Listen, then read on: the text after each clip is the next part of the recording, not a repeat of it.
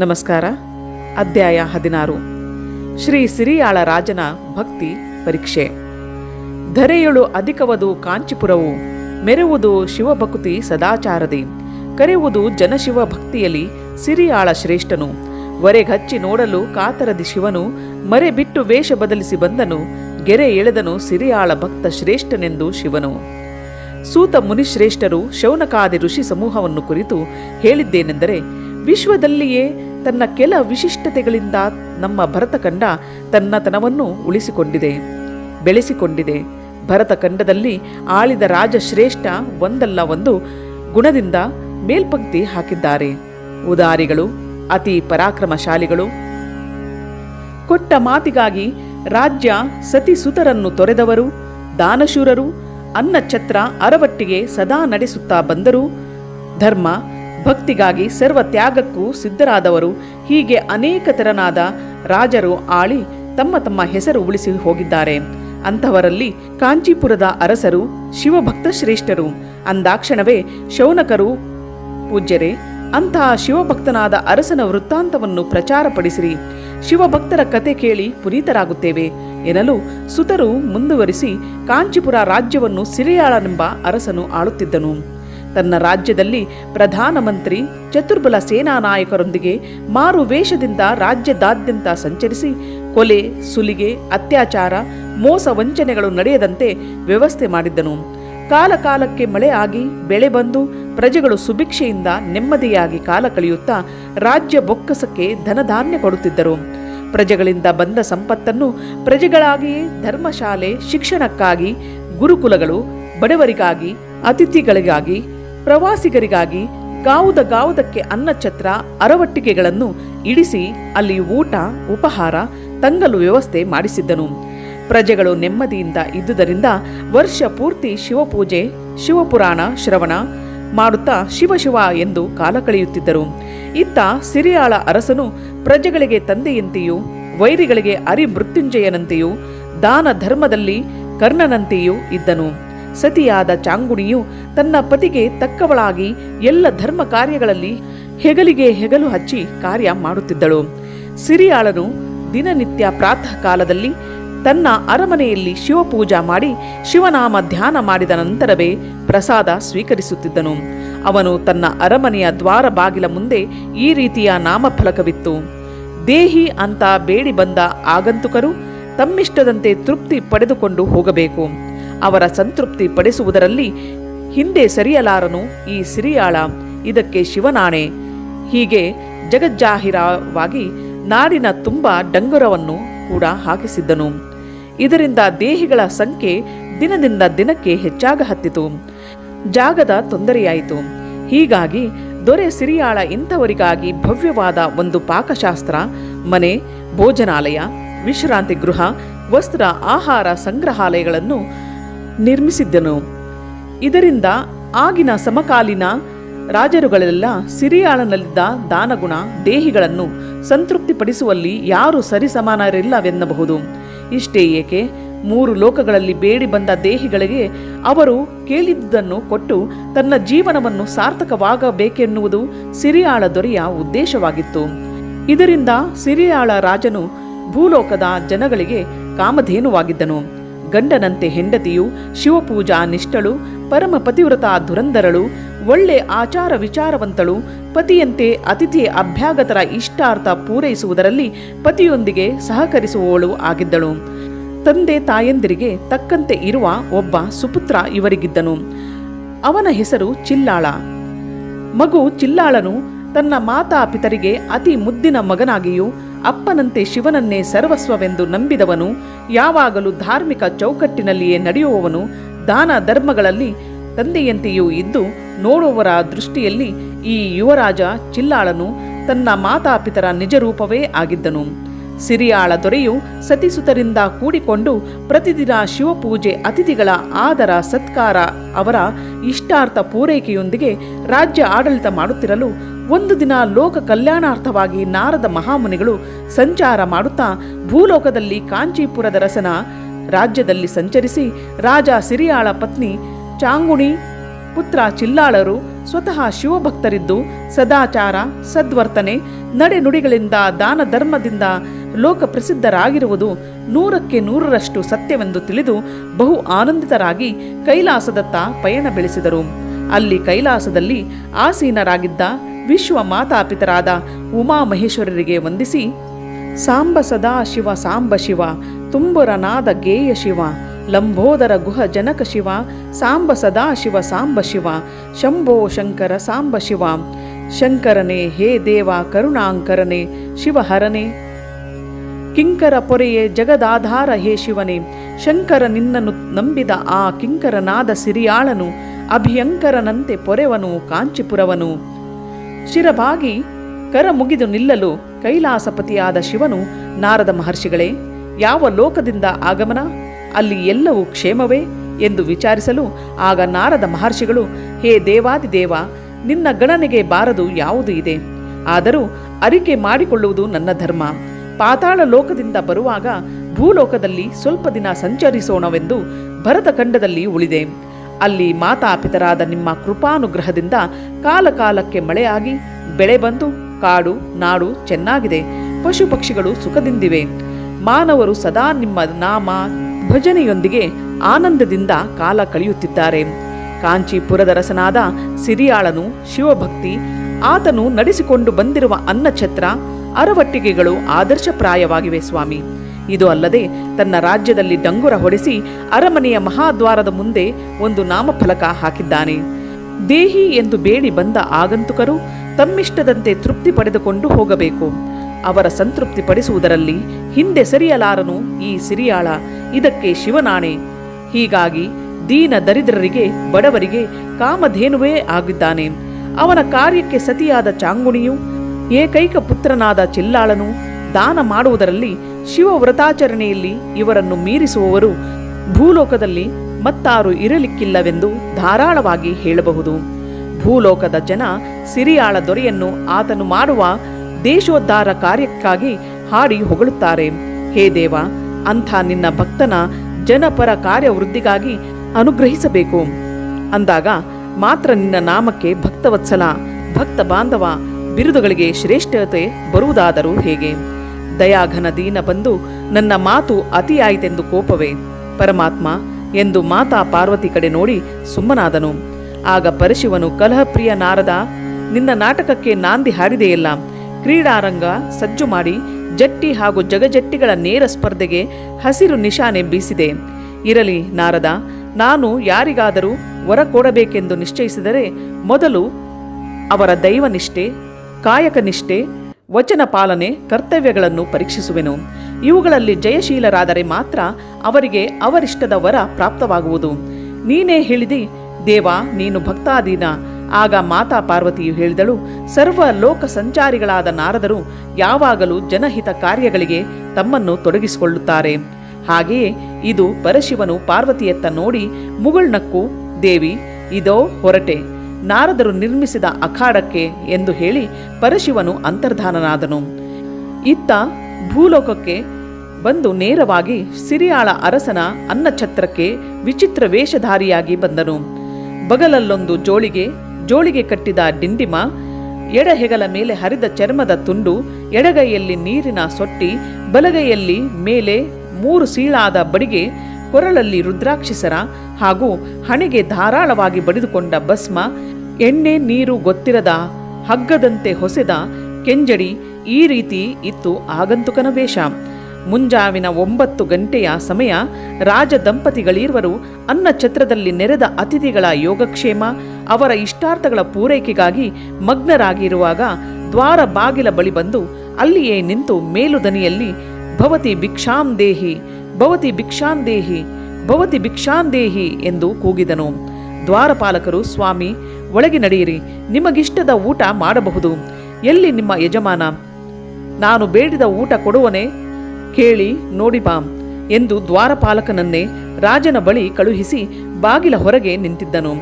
ದ್ವಾರಪಾಲಕನು ತಂದ ಸಂದೇಶದಿಂದ ಸಿರಿಯಾಳ ದೊರೆ ದಂಗಾದನು. ಊಟ ಕೇಳಿ ಬಂದ ಅತಿಥಿಗಳು ಪಂಚಪಕ್ವಾನ್ನಗಳಾದ ಸಿಹಿ, ಖಾರ, ಹುಳಿ, ಹಾಲು, ಮೊಸರು, ತುಪ್ಪ, ಹಪ್ಪಳ, ಉಪ್ಪಿನಕಾಯಿ, ಖೀರು, ಪಾಯಸ, ಲಾಡು, ಜಿಲೇಬಿ, ಕಡಬು, ಹೋಳಿಗೆ, ಹುಗ್ಗಿ, ಚಿತ್ರಾನ್ನ, ಮೊಸರನ್ನ, ಸಾರು ಅನ್ನ, ಉಪ್ಪು, ತುಪ್ಪ, ಚಟ್ನಿ, ಅನ್ನ ಹೊಟ್ಟೆ ತುಂಬ ಊಟ ಮಾಡಿ ಉಡಲು, ತೊಡಲು, ಹಾಸಲು, ಹೊದೆಯಲು ವಸ್ತ್ರಗಳನ್ನು ಅದರೊಂದಿಗೆ ಹೇರಳ ಧನವನ್ನು ಪಡೆದು ಅರಸನನ್ನು ಹರಸುತ್ತಾ ಹೋಗುವವರೇ ಎಲ್ಲ ಜನ. ಆದರೆ ಈಗ ಬಂದವನು ನನಗೆ ಬೇಕಾದ ಅಡಿಗೆ ಊಟ ಮಾಡಿಸುವರೇ, ಕೇಳಿ ಬಾ ಎಂಬ ನುಡಿ ಕೇಳಿ ರಾಜ ದಂಪತಿಗಳಿಗೆ ಇರುವರು ಸೇವಕನ ಬೆನ್ನ ಹಿಂದೆಯೇ ಬಂದರು.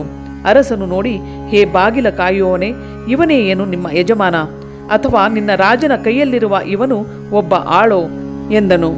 ಆಗ ಸಿರಿಯಾಳ ದೊರೆಯು ಬಂದಿರುವ ಆಗಂತುಕನನ್ನು ಕುರಿತು, ಹೇ ಸ್ವಾಮಿ, ತಮ್ಮದು ಯಾವ ಊರು, ಎಲ್ಲಿಂದ ಬಂದಿರಿ, ಜಳಕ ಶಿವಪೂಜೆಯಾಗಿದೆಯೇ ಎಂದು ವಿಚಾರಿಸಲು, ಹೇ ರಾಜನೇ, ನನ್ನ ಊರು ನಿನಗೇಕೆ ಬೇಕು, ನಾನು ಎಲ್ಲಿಂದಾದರೂ ಬರುತ್ತೇನೆ, ಸದ್ಯ ಸುಡುಗಾಡದಿಂದ ಬಂದಿದ್ದೇನೆ. ಇನ್ನು ಜಳಕ ನನ್ನದು ಮಘಾ ಸ್ನಾನ, ಸಂಚರಿಸುವಾಗ ಮಳೆಗೆ ಸಿಕ್ಕಂದೇ ಸ್ನಾನ. ಇನ್ನು ಶಿವಪೂಜೆ ಒಂದು ಕೇಡು, ಸಿಗದ ಶಿವನನ್ನು ಹುಡುಕಿಕೊಂಡು ಹೋಗುವುದು ಮತ್ತೆ ಅವನನ್ನು ಪೂಜಿಸುವುದು ಇದು ನನ್ನಿಂದಾಗದು. ಅವನು ನನ್ನಂತೆ ಒಬ್ಬ ಭಿಕಾರಿ, ದಿಕ್ಕೇಡಿ ಬೂದಿ ಬಡಕ, ಅನ್ನಕ್ಕಾಗಿ ಮನೆ ಮನೆ ತಿರುಗುವ ಇಂಥವನನ್ನು ಶಾಸ್ತ್ರಕಾರರು ಹೊಗಳಿ ಬಂದರೆ ನಾನೇನು ಮಾಡಲಿಕ್ಕಾಗದು. ಈಗ ಕೇಳಿ, ನನ್ನಿಷ್ಟದ ಅಡುಗೆಯನ್ನು ದಂಪತಿಗಳಾದ ನೀವು ಆನಂದದಿಂದ ಮಾಡಿ ಬಡಿಸಿದರೆ ಊಟ ಮಾಡುವುದು ನನ್ನ ಪದ್ಧತಿ. ಇದನ್ನು ನಿಮ್ಮಿಂದ ಮಾಡಲು ಆಗುವುದೇ ಎನ್ನಲು, ಸ್ವಾಮಿ, ಸತ್ಯವಾಗಿಯೂ ನೆರವೇರಿಸಿಕೊಡುತ್ತೇವೆ, ಒಳಗೆ ಬನ್ನಿರಿ ಎನ್ನಲು ಜಂಗಮ ವೇಷಧಾರಿ ಶಿವನು ಒಳಗೆ ಬರಲು ರಾಜ ದಂಪತಿಗಳು ಎತ್ತರದ ಆಸನದಲ್ಲಿ ಕೂಡಿಸಿ ಪಾದ ತೊಳೆಯಬೇಕೆಂದು ಪನ್ನೀರು ಪೂಜಾ ಸಾಮಗ್ರಿ ತರಿಸಿದರು. ಆಗ ವೇಷಧಾರಿ ಜಂಗಮರು, ಹೇ ರಾಜನ್, ನಾನು ಇಲ್ಲಿಯವರೆಗೆ ಪಾಲಿಸಿಕೊಂಡು ಬಂದ ನಿಯಮಗಳಂತೆ ಅಡುಗೆ ಮಾಡಿ ಊಟ ಬಡಿಸುವುದಾದರೆ ನನ್ನ ಪಾದ ಪೂಜೆ ಮಾಡಿರಿ, ಹಾಗಂತ ನನಗೆ ಮಾತು ಕೊಡಿ ಅಂದಾಗ ಸತಿಪತಿಗಳಿರುವರು ಮುಂದೆ ಬಂದು, ಇದೋ ಪೂಜ್ಯರೇ, ನನ್ನ ಆರಾಧ್ಯ ದೇವನ ಪರಶಿವನ ಮೇಲೆ ಆಣೆ ಇಟ್ಟು ಹೇಳುವೆವು, ನಿಮ್ಮ ಬಯಕೆ ಬೇಗ ಹೇಳಿರಿ ಪೂಜ್ಯರೇ ಅನ್ನಲು, ಅತಿಥಿಯು ಕೇಳು, ನನಗೇನು ಧನ ಕನಕ ವಸ್ತ್ರ ಒಡವೆ ಬೇಡ, ಭೂಮಿ ಆಲಯವಂತೂ ಬೇಡವೇ ಬೇಡ, ನನಗೆ ಬೇಕಾದದ್ದು ನರಮಾಂಸ, ಅದು ಅಂತಿಂತವರದಲ್ಲ, ಸದಾಚಾರ ಸಂಪನ್ನರಾದ ಸತಿಪತಿಗಳ ಪ್ರಸೂತಿವಾಗಿರಬೇಕು. ಹಾಗಿದ್ದರೆ ಮಾತ್ರ ನಾನು ಊಟ ಮಾಡಿ ನನ್ನ ಬಹುದಿವಸದ ಕ್ಷುಧಾಬಾಧೆಯನ್ನು ಇಂದು ಹಿಂಗಿಸಿಕೊಳ್ಳುವೆನು ಎನ್ನಲು, ಸಿರಿಯಾಳನು, ಇದೋ ಸ್ವಾಮಿ, ನನ್ನ ಎಡಬಲ ಹೃದಯದ ಮಧುರ ಮಾಂಸವನ್ನು ಕತ್ತರಿಸಿ ಅಡುಗೆ ಮಾಡಲು ಕೊಡುವೆನು ಎನ್ನಲು ವೇಷಧಾರಿ ಜಂಗಮನು, ಬೇಡ, ನಿನ್ನ ವಯಸ್ಸಾದ ಹಾಗೂ ಈ ರಾಜ್ಯಕ್ಕೆ ರಾಜನಾದವನ ಮಾಂಸ ಪಡೆದರೆ ರಾಜ ಪ್ರಜೆಗಳಿಗೆ ತಂದೆ ಸಮಾನವೆನ್ನುವುದು ಸುಳ್ಳಾಗುವುದು. ನೀನು ನಡೆಸುತ್ತಾ ಬಂದ ಈ ಅನ್ನಛತ್ರ ನಿಂತು ಹೋಗುವುದು. ಕಾರಣ ಬೇಡ ಎನ್ನಲು ಹೆಂಡತಿಯಾದ ಚಾಂಗುಣಿಯು ಮುಂದೆ ಬಂದು, ಪೂಜ್ಯರೇ, ನನ್ನ ತೊಡೆಯ ಮಾಂಸದ ಅಡುಗೆ ಮಾಡಿಸುವೆ ಅಂದಾಗ ರಾಜ ದಂಪತಿಗಳ ಮಾಂಸವನ್ನು ತಿಂದರೆ ನಿಮ್ಮ ವ್ರತಕ್ಕೆ ಕುಂದು ಬಂದು ನಿಂತು ಬಿಡುವುದು. ಅಲ್ಲದೆ ನಿಮ್ಮನ್ನೇ ನಂಬಿದ ಪ್ರಜಾಜನರು ನನ್ನನ್ನು ಹರಿದು ತಿಂದಾರು. ನನಗೆ ಮಾತು ಕೊಟ್ಟು ನೀವು ನನ್ನನ್ನು ತೃಪ್ತಿಪಡಿಸಬೇಕೆಂಬ ಬಯಕೆ ನಿಮಗೆ ಇದ್ದರೆ ನಿಮ್ಮ ಮಗನ ಎಳೆಯ ಮಾಂಸದ ಅಡಿಗೆ ಮಾಡಿಸಿ ಊಟ ಮಾಡಿಸಿದರೆ ತೃಪ್ತಿಪಟ್ಟು ಹರಸಿ ನನ್ನ ಲೋಕಕ್ಕೆ ಹೋಗುವೆ. ಇಲ್ಲವಾದರೆ ಸಿರಿಯಾಳ ದೊರೆ ತನ್ನ ಆರಾಧ್ಯ ದೇವ ಶಿವನ ಮೇಲೆ ಆಣೆ ಮಾಡಿ ಮಗನ ಮೇಲಿನ ಮಮತೆ ಮೋಹದಿಂದ ಕೊಟ್ಟ ಮಾತಿನಂತೆ ನಡೆದುಕೊಳ್ಳದೆ ತಿರುಗಿಬಿದ್ದ ಎಂದು ದೇಶದ ತುಂಬ ಡಂಗುರ ಸಾರಿ ಬೇರೆ ಭಕ್ತರ ಕಡೆಗೆ ಹೋಗುವೆನು. ಬೇಗ ಹೇಳು, ನಿಮ್ಮಿಂದ ಈ ಕೆಲಸ ಆಗುವುದೇ ಇಲ್ಲವೆಂದು ಅನ್ನಲು ಅತಿಥಿಯ ಮಾತುಗಳನ್ನು ಕೇಳಿಸಿಕೊಂಡ ಮಗ ಚಿಲ್ಲಾಳನು ಮುಂದೆ ಬಂದು ತಂದೆ ತಾಯಿಯರಿಗೆ ನಮಿಸಿ, ಹೇ ನನ್ನ ಪ್ರೀತಿಯ ಮಾತಾಪಿತರೇ, ಇದೋ ನನ್ನದೊಂದು ಮಾತನ್ನು ಕೇಳಿರಿ. ಯಾವುದು ಹುಟ್ಟುವುದೋ ಅದು ಮುಂದೊಂದು ದಿನ ನಾಶವಾಗುವುದು. ಇದು ವೇದವಾಕ್ಯ. ರಕ್ತ ಮಾಂಸ ಎಲುಬು ಮಲಮೂತ್ರಗಳಿಂದ ತುಂಬಿದ ಈ ದೇಹ ಮುಂದೊಂದು ದಿನ ಬಿದ್ದು ಮಸಣ ಸೇರುವುದಕ್ಕಿಂತ ಪೂಜ್ಯರ ಭೋಜನಕ್ಕೆ ಮೀಸಲಾದರೆ ಒಳಿತಲ್ಲವೇ? ನನ್ನ ಮಾಂಸ ಅಪೇಕ್ಷೆ ಪಟ್ಟು ಬಂದವರನ್ನು ಹಸುವಿನಿಂದ ಹಿಂದಿರುಗಿಸಬೇಡಿರಿ. ಇದು ನನ್ನ ಭಾಗ್ಯದ ಪುಣ್ಯವೇ ಸರಿ. ತಡ ಮಾಡದೆ ನನ್ನ ಮಾಂಸದ ಅಡುಗೆ ಮಾಡಿ ಬಡಿಸಿರಿ ಎನ್ನಲು ಆಗ ವೇಷಧಾರಿ ಜಂಗಮರು, ಕೇಳಿದಿರಾ ನಿಮ್ಮ ಮಗನಾಡಿದ ಮಾತುಗಳನ್ನು? ಇಂಥ ಪುತ್ರರನ್ನು ಹೆತ್ತ ನೀವೇ ಧನ್ಯರು. ನನಗೆ ಹಸುವಿನ ಬಾಧೆ ಹೆಚ್ಚಾಗುತ್ತದೆ. ಬೇಗ ಅಡುಗೆ ಮಾಡಿರಿ. ಮಗನ ಮಾಂಸದ ಅಡುಗೆ ಮಾಡುವಾಗ ದುಃಖಿಸುತ್ತಾ ಚಿಂತೆ ಮಾಡುತ್ತಾ ಬೇಯಿಸಿದರೆ ಅದು ಬೇಡ. ಪುತ್ರ ವ್ಯಾಮೋಹಿಗಳು ಎಂದು ಹೇಳುತ್ತಾ ಮುಂದೆ ಹೋಗುವೆ. ಆಗ ತಾಯಿಯಾದ ಚಾಂಗುಣಿಯು, ಇಲ್ಲ ಸ್ವಾಮಿ, ನಾವು ಕೊಟ್ಟ ಮಾತಿಗೆ ತಪ್ಪುವವರಲ್ಲ. ಆದರೆ ಪುತ್ರ ವ್ಯಾಮೋಹಿಗಳು ವಚನ ಭ್ರಷ್ಟರು ಎಂದು ಮಾತ್ರ ಪದೇ ಪದೇ ಹೇಳಬೇಡಿರಿ ಎಂದು ಹೇಳಿ ಚಿಲ್ಲಾಳನನ್ನು ಸ್ನಾನದ ಮನೆಗೆ ಕರೆದೊಯ್ದು ಜಳಕ ಮಾಡಿಸಿ ಮನೆಯ ಮೇಲೆ ಕೂಡ್ರಿಸಿ, ಹೇ ಶಿವನೇ, ನನ್ನ ಕೈಯಿಂದ ಮಗನ ಕೊಲೆ ಜನ್ಮ ಕೊಟ್ಟ ತಾಯಿಯು ತನ್ನ ಮಗನನ್ನೇ ಕೊಲ್ಲುತ್ತಿರುವ ಘಟನೆ ಜಗತ್ತಿನಲ್ಲಿ ಎಲ್ಲಿಯಾದರೂ ನಡೆದಿದೆಯೇ? ಈ ತೆರನಾದ ಭಾಗ್ಯ ನನ್ನ ಪಾಲಿಗೆ ಬರಬೇಕೆ ಎಂದು ದುಃಖಿಸುತ್ತಾ ಕಣ್ತುಂಬ ನೀರು ತಂದಳು. ತಾಯಿಯ ಮುಖ ನೋಡಿದ ಮಗು ಚಿಲ್ಲಾಳನು, ಅವ್ವ, ತಾಯಿ, ಇದೋ ಕೇಳು ಮಾತೆ, ಶರೀರವಿದು ರಕ್ತ ಮಾಂಸದ ಮುದ್ದೆ. ಕೇಳು ಮಾತೆ, ಶರೀರವಿದು ಮಲಮೂತ್ರದ ಕುಡಿಕೆ. ಕೇಳು ಮಾತೆ, ಶರೀರವಿದು ಎಲುಬಿನ ಗೂಡನ್ನು ಜೋಡಿಸಿದ ನರನಾಡಿ. ಕೇಳು ಮಾತೆ, ಶರೀರವಿದು ತೊಗಲು ಚೀಲದ ಗೊಂಬೆ.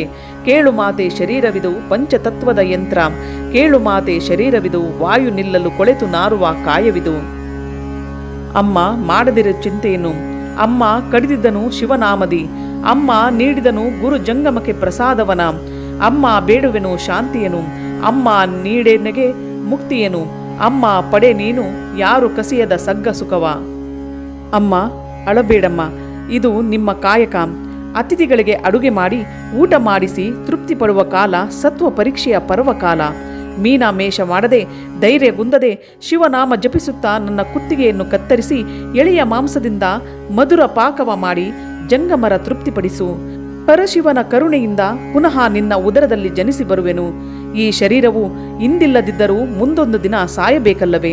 ಸತ್ತು ಮಣ್ಣು ಪಾಲು ಅಥವಾ ಅಗ್ನಿಗಾಹುತಿಯಾಗುವುದಕ್ಕಿಂತ ಪರೋಪಕಾರಕ್ಕೆ ಈ ಶರೀರ ತ್ಯಾಗ ಮಾಡುವುದು ಶ್ರೇಷ್ಠವಲ್ಲವೇ ಅಮ್ಮ ಎಂದಾಗ ಮುದ್ದು ಮಗನ ಮಾತುಗಳಿಂದ ಪ್ರೇರಿತಳಾದ ಮಾತಾ ಚಾಂಗುಣಿಯು ಧೈರ್ಯದಿಂದ ಶಿವನನ್ನು ಸ್ಮರಿಸುತ್ತಾ ಹರಿತವಾದ ಖಡ್ಗದಿಂದ ಚಿಲ್ಲಾಳನ ಕುತ್ತಿಗೆಯನ್ನು ಮುಂಡದಿಂದ ಬೇರ್ಪಡಿಸಿದಳು. ಚಿಲ್ಲಾಳನ ಶಿರವನ್ನು ಒಂದು ತಟ್ಟೆಯಲ್ಲಿಟ್ಟಳು. ಅದು ಶಿವ ಶಿವ ಹರ ಹರ ಮಹಾದೇವ ಎಂದು ನುಡಿದು ಕಣ್ಣು ಮುಚ್ಚಿತು. ಮಗನ ಮುಂಡದ ಮಾಂಸವನ್ನು ತುಂಡು ತುಂಡು ಮಾಡಿ 32 ತರದ ಮಸಾಲೆ ಹಾಕಿ ಪಕ್ವವಾದ ಅಡುಗೆ ಮಾಡಿ ವೇಷಧಾರಿ ಜಂಗಮರನ್ನು ಊಟಕ್ಕೆ ಕರೆದು ಗದ್ದುಗೆ ಹಾಕಿ ತಾಟಿನಲ್ಲಿ ಎಡೆ ಮಾಡಿದಳು. ಜಂಗಮರು ಒಳ ಬಂದು ಗದ್ದುಗೆ ಮೇಲೆ ಕುಳಿತು ಬಡಿಸಿದ ಎಡೆ ನೋಡಿ, ಇದೇನಿದು ಮೋಸ, ನೀವು ನಯವಂಚಕರು. ಬಡಿಸಿದ ಎಡೆಯಲ್ಲಿ ಶಿರದ ಮಾಂಸವೇ ಇಲ್ಲ, ಶರೀರಕ್ಕೆ ಶಿರವೇ ಪ್ರಧಾನವಲ್ಲವೇ? ಹೀಗಿದ್ದು ಶಿರಸ್ಸಿನ ಮಾಂಸವಿಲ್ಲದ ಅಡುಗೆಯೇ ಅಲ್ಲ. ಇಂತಹದ್ದನ್ನು ನಾನು ಎಂದೂ ಊಟ ಮಾಡಿಲ್ಲ, ಈಗ ಮಾಡುವುದೂ ಇಲ್ಲ. ಇದೇನಾ ನಿಮ್ಮ ಅತಿಥಿ ಸತ್ಕಾರ ಎಂದು ಸಿಟ್ಟಿನಿಂದ ಎದ್ದು ಹೊರಟ ಜಂಗಮರ ಪಾದಕ್ಕೆ ಬಿದ್ದು ಸತಿ ಚಾಂಗುಣಿಯು, ಸ್ವಾಮಿಗಳೇ, ನಾನು ಮಾಡಿದ ಅಪರಾಧ ಕ್ಷಮಿಸಿ. ಮಗನ ಮೇಲಿನ ಮಮತೆಯಿಂದ ಶಿರವನ್ನು ಮುಚ್ಚಿಟ್ಟಿದ್ದು ನಿಜ, ಕ್ಷಮಿಸು ಸ್ವಾಮೀಜಿ ಎಂದು ಬೇಡಿಕೊಳ್ಳುತ್ತಾ ವೇಷಧಾರಿ ಜಂಗಮರು ಒಂದು ಷರತ್ತಿನ ಮೇಲೆ ಕ್ಷಮಿಸುವೆ. ಬೇರೆಡೆ ಇಟ್ಟ ನಿಮ್ಮ ಪುತ್ರನ ಶಿರವನ್ನು ಸತಿಪತಿಗಳಿರುವರು ಕೂಡಿ ಹಾಸು ಬಂಡೆಯ ಮೇಲೆ ಕುಟ್ಟಿ ಒರಳಲ್ಲಿ ಹಾಕಿ ರುಬ್ಬಿ ಹಸಿ ಹಸಿಯಾದುದನ್ನೇ ಊಟಕ್ಕೆ ಬಡಿಸಿದರೆ ಊಟ ಮಾಡಿ ಮನ ತುಂಬಿ ಸಂತೋಷದಿಂದ ಆಶೀರ್ವದಿಸಿ ಹೋಗುವೆನು ಎಂದು ನುಡಿಯಲು ಮಾತಾಪಿತರು ಮಗನ ರುಂಡವನ್ನು ಜಂಗಮರು ಹೇಳಿದಂತೆ ಊಟಕ್ಕೆ ಬಡಿಸಲು, ಆಗ ನಾನೊಬ್ಬನೇ ಊಟ ಮಾಡಿ ಅಭ್ಯಾಸವಿಲ್ಲ, ನನ್ನೊಂದಿಗೆ ನೀವು ಊಟಕ್ಕೆ ಕುಳಿತುಕೊಳ್ಳಿರಿ ಎನ್ನಲು ರಾಜ ಸಿರಿಯಾಳನು ಅವನ ಪತ್ನಿಯು 3 ತಾಟುಗಳಲ್ಲಿ ಮಾಡಿದ ಮಾಂಸದ ಪಕ್ವಾನ್ನ ಎಡೆ ಮಾಡಿ ಎಡೆ ಮುಂದೆ ಊಟಕ್ಕೆ ಕೂಡುವ ಮೊದಲು ಜಂಗಮರಿಗೆ ಸಾಷ್ಟಾಂಗ ನಮಸ್ಕಾರ ಹಾಕಿ ಪ್ರಸಾದ ಸ್ವೀಕರಿಸಬೇಕು ಎಂದು ಬೇಡಿಕೊಂಡರು. ಗುರುವಿನ ಅನುಮತಿಗಾಗಿ ಎದುರು ನೋಡತೊಡಗಿದರು. ಆಗ ಜಂಗಮರು ಕಾಲಕ್ಕೆ ಹೀಗೆ ಪ್ರಸಾದದ ವ್ಯವಸ್ಥೆ ಮಾಡಬೇಕು, ಇದು ಶಿವನಪ್ಪಣೆ, ಏಳಿರಿ ಎಂದು ನುಡಿಯಲು ಸತಿಪತಿಗಳು ಎದ್ದು ಎಡೆಗೆ ಕೂಡಲು ಮತ್ತೆ ಜಂಗಮರು ಮುಂದುವರೆದು, ದಂಪತಿಗಳೇ, ನಿಮ್ಮ ಮಗನನ್ನು ಕರೆಯಿರಿ, ಒಟ್ಟಿಗೆ ಎಲ್ಲರೂ ಪ್ರಸಾದ ಸೇವಿಸೋಣ ಎನ್ನಲು ದುಃಖ ಉಕ್ಕಿ ಬಂದ ಸತಿಪತಿಗಳು, ಸ್ವಾಮಿ, ನಮಗೆ ಶಿವನ ಕರುಣೆಯಿಂದ ಇದ್ದ ಒಬ್ಬನೇ ಒಬ್ಬ ಮಗನನ್ನು ನಿಮ್ಮ ಪ್ರಸಾದದ ದೆಸೆಯಿಂದ ಅವನ ಇರುವಿಕೆಯನ್ನೇ ನಿಮಗೆ ಅರ್ಪಿಸಿದ್ದೇವೆ. ಆ ಮಗನ ಹೊರತು ಬೇರಾವ ಮಕ್ಕಳು ನಮಗಿಲ್ಲ. ಅಪ್ಪಣೆಯನ್ನು ಶಿರಸಾವಹಿಸಿ ಪಾಲಿಸುತ್ತಿದ್ದೆವು. ಕಾರಣ ದಯಮಾಡಿ ಪ್ರಸಾದ ಸ್ವೀಕರಿಸಿ ನಮ್ಮನ್ನು ಪುನೀತರನ್ನಾಗಿ ಮಾಡಬೇಕು ಎಂದು ದೈನ್ಯತೆಯಿಂದ ಬೇಡಿಕೊಳ್ಳಲು ಪೂಜ್ಯ ಜಂಗಮರು, ಹೇ ರಾಜನ್, ಮಕ್ಕಳಿಲ್ಲದ ಮನೆಯಲ್ಲಿ ನಾನು ಪ್ರಸಾದ ಸ್ವೀಕರಿಸುವುದಿಲ್ಲ. ನೀವು ಆ ಶಿವನ ಮೇಲೆ ಅಚಲ ಭಕ್ತಿ ಇದ್ದರೆ, ಆ ಪರಶಿವನೇ ನಿಮ್ಮ ಸರ್ವಸ್ವವೆಂದು ನಂಬಿದ್ದು ನಿಜವಿದ್ದರೆ ಕೂಗಿ ಕರೆಯಿರಿ. ಆ ನಿಮ್ಮ ಮಗನನ್ನು ತಡಬೇಕೆ? ನಾನಾಡಿದ ನುಡಿಗಳು ಎಂದೂ ಹುಸಿಯಾಗಿಲ್ಲ. ಹಿಂದೆ ನಡೆಯಲಿ ನಿಮ್ಮ ಶಿವನ ಮೇಲಿನ ಸತ್ವ ಪರೀಕ್ಷೆ. ನಿಮ್ಮ ಮಗನಿಗೊಂದು ಎಡೆ ಮಾಡು ತಾಯಿ, ಬಾಗಿಲ ಹೊರ ಹೋಗಿ ಕರೆ ನಿನ್ನ ಕರುಳ ಕುಡಿಯಾದ ಚಿಲ್ಲಾಳನನ್ನು ಎನ್ನಲು ತಾಯಿ ಚಂಗುಣಿಯು ಪೂಜ್ಯರಿಗೆ ವಂದಿಸಿ ಮಗನಿಗೊಂದು ಎಡೆ ಮಾಡಿ ತಲ ಬಾಗಿಲ ಬಳಿ ಬಂದು, ಹೇ ಮಗು ಚಿಲ್ಲಾಳ, ಊಟಕ್ಕೆ ಬೇಗ ಬಾರಪ್ಪ, ಸ್ವಾಮೀಜಿಗಳು ಹಸಿದಿದ್ದಾರೆ, ಬೇಗ ಬಾ ಮಗು ಎಂದು ಕರೆಯಲು ಎಂದಿನಂತೆ ಮಗು ಚಿಲ್ಲಾಳನ್ನು ನೆಗೆಯುತ್ತಾ ಕುಣಿಯುತ್ತಾ, ಬಂದೆ ಅಮ್ಮ, ಇದೋ ಬಂದೆ ಎಂದು ಓಡುತ್ತಾ ಬಂದು ತಂದೆ ತಾಯಿಗಳಿಗೆ ನಮಸ್ಕಾರ ಮಾಡಿ ಜಂಗಮರಿಗೂ ವಂದಿಸಲು ಮುಂದಾದಾಗ ಪೂಜ್ಯ ಜಂಗಮರು ಎದ್ದು ನಿಂತು ಬಾ ಮಗು ಎಂದು ಎದೆಗಪ್ಪಿಕೊಂಡು ಶಿವಭಕ್ತ ಶ್ರೇಷ್ಠರಾದ ದಂಪತಿಗಳೇ, ಇದೋ ನೋಡಿ ನನ್ನ ನಿಜ ರೂಪ, ನಿಮ್ಮ ಭಕ್ತಿಗೆ ಮೆಚ್ಚಿದೆ, ಅಲ್ಲದೆ ನಾನೇ ಸೋತೆ, ನನ್ನ ಭಕ್ತರೇ ನನಗಿಂತ ಅಧಿಕ ಎನ್ನಲು ಆಗ ದಂಪತಿಗಳು ಮಗನೊಂದಿಗೆ ಹೇ ದೇವಾದಿದೇವ, ನಿನ್ನ ಅನುಗ್ರಹ ಒಂದೇ ಸಾಕು ಎಂದಾಗ ಹೂಮಳೆಗರೆದು ಕೂಡಿದ ಜನಸ್ತೋಮ ಶಿವ ಶಿವ ಹರ ಹರ ಮಹಾದೇವ ಎಂದು ಘೋಷಣೆ ಮಾಡಿತು. ಪುಷ್ಪಕ ವಿಮಾನದೊಂದಿಗೆ ಸರ್ವರು ಕೈಲಾಸಕ್ಕೆ ಹೋದರು. ಇಲ್ಲಿಗೆ ಅಧ್ಯಾಯ 16 ಮುಗಿದುದು.